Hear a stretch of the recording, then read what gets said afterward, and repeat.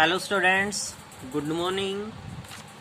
आज हम +1 class chemistry में 5th यूनिट में टॉपिक स्टडी करेंगे गैसेज लॉ। गैस लॉ के बारे में स्टडी करेंगे।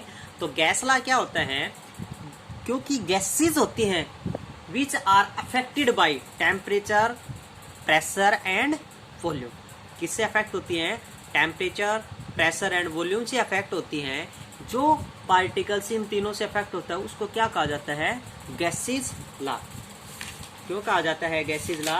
क्योंकि जितने भी पार्टिकल्स है गैस पार्टिकल्स के, वो सभी किस पे डिपेंड्स होती हैं? अमाउंट ऑफ गैस पे डिपेंड्स होती हैं, उनके प्रेशर पे डिपेंड होती है, उनके टेम्परेचर पे डिपेंड होती है। और जो भी स्टडी ऑफ हम किसके बारे में, बिहेवियर ऑफ गैसेज के बारे में स्टडी करते हैं, उनका जर्नलाइजेशन क्रिएट करते हैं, उस जर्नलाइजेशन को क्या कहा जाता है?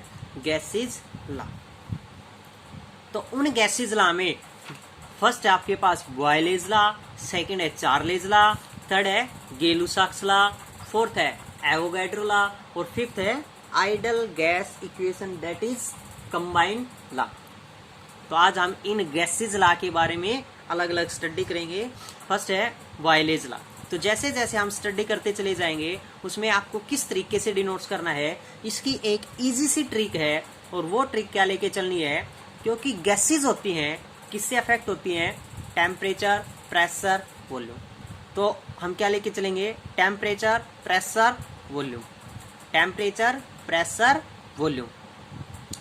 अब टेम्परेचर फर्स्ट लॉ में, बॉयलेज लॉ में हम टेम्परेचर कांस्टेंट कर देंगे, प्रेशर किसके रिलेशनशिप में हो जाएगा? वॉल्यूम के।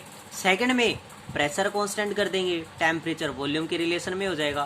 थर्ड में वॉल्यूम कांस्टेंट कर देंगे, टेम्परेचर प्रेशर के रिलेशन में हो जाएगा। तो इस तरीके से हम स्टडी करेंगे डिफरेंट गैसेज लॉ के बारे में। तो फर्स्ट है बॉयलेज लॉ। बॉयलेज लॉ क्या है?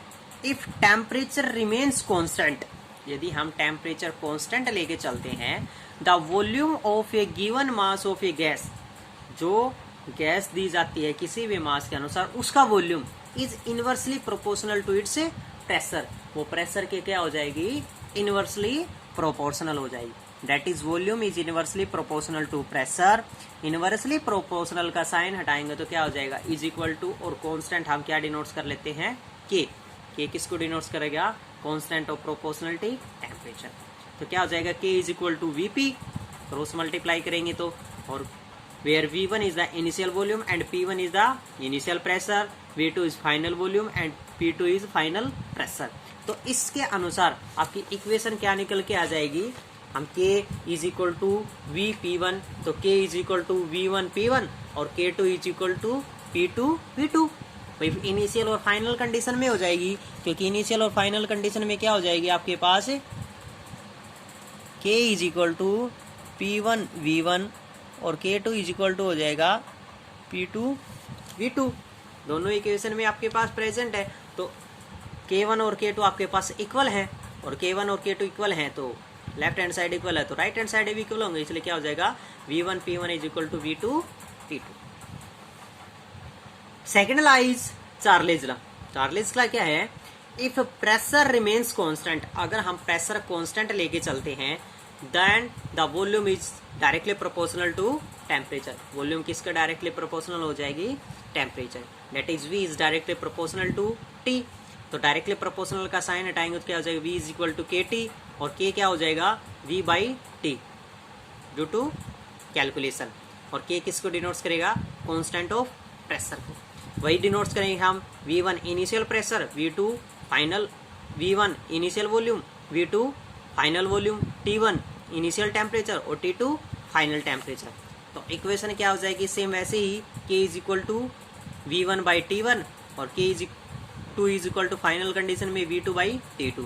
तो क्या हो जाएगा? V1 by V2 is equal to T1 by T2, V1 by T1 is equal to V2 by T2 हो जाएगा। Next third one is Gay Lussac's law. Gay Lussac's law क्या होगा?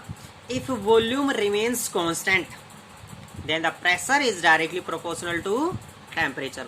अगर हम किसी भी गैस का वॉल्यूम कांस्टेंट लेके चलते हैं तो प्रेशर किसके डायरेक्टली प्रोपोर्शनल हो जाएगा? टेम्परेचर के, that is P is directly proportional to T, और साइन हटाएंगे तो डायरेक्टली प्रोपोर्शनल के क्या हो जाएगा, P is equal to KT, और K किसको डिनोट्स करेगा, constant of volume, P by T is equal to क्या हो जाएगा, K, P1 by T1, P2 by T2, ये इक्वेशन निकल के आ जाएगी same as it is calculation में। Fourth one is Avogadro's law.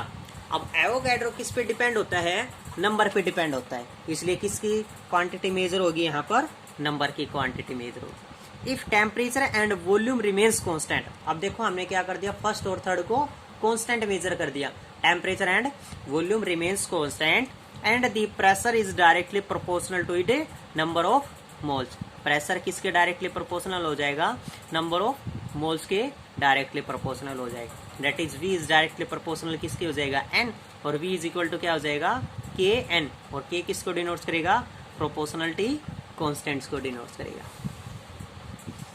Last gas law is ideal gas equation, that is also known as combine gas law. इस gas law को combine gas law भी कहा जाता है। क्यों कहा जाता है, because it is a combination of Boyle's law, Charles law and Avogadro's law. ये तीनों गैसेज लॉ की कॉम्बिनेशन है। तो हम तीनों गैसेज लॉ पीछे स्टडी कर चुके हैं। अकॉर्डिंग टू बॉयलेज लॉ था V is directly volume is inversely proportional to pressure, Charles law के अनुसार था volume is directly proportional to temperature, Avogadro law के अनुसार था volume is directly proportional to number of moles. तो इन तीनों गैसेज लॉ को कंबाइन करें तो क्या इक्वेशन निकल के आती है, V is directly proportional to temperature and number of moles and inversely proportional to pressure. Directly proportional का साइन हटाएंगे तो क्या हो जाएगा, V is equal to P R, R हम क्या डिनोट कर लेते हैं, गैस कांस्टेंट में मेजर कर लेते हैं, और PV इज इक्वल टू क्या निकल के आ जाएगी, RNT, फिर R किसको डिनोट करता है, प्रोपोर्शनलिटी कांस्टेंट को,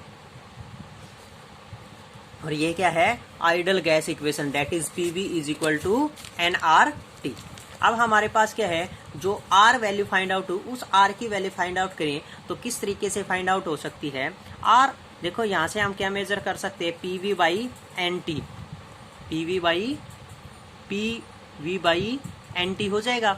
V किसको डिनोट्स करेगा, वॉल्यूम को, P किसको डिनोट्स करेगा, प्रेशर को, एंड मोल्स और T टेम्परेचर इन केल्विन, क्योंकि SI यूनिट टेम्परेचर हम केल्विन डिनोट्स करते हैं। अब वॉल्यूम किसको, लेंथ क्यूब को। अब देखो प्रेशर किसके इक्विवेलेंट होता है, प्रेशर होता है force upon area, force upon area के इक्विवेलेंट है, बाई क्या है, मोल्स इनटू टेम्परेचर। लेंथ किस में डिनोट्स होता है, लेंथ क्यूब में, और एरिया स्क्वायर में, तो दो पावर से दो पावर कैंसिल हो जाएंगे, एक पावर बचेगी, क्या बचेगी, फोर्स इंटू लेंथ, और फोर्स इंटू लेंथ किसके इक्विवेलेंट होता है, वर्क, और नीचे क्या था आपके पास, मोल्स इंटू टेम्परेचर। ये क्या होगा आपके पास, value of capital R, that is gas constant, work done with respect to moles and temperature, work by moles into temperature, that is temperature is in Kelvin. These are the gases law. Thanks for today.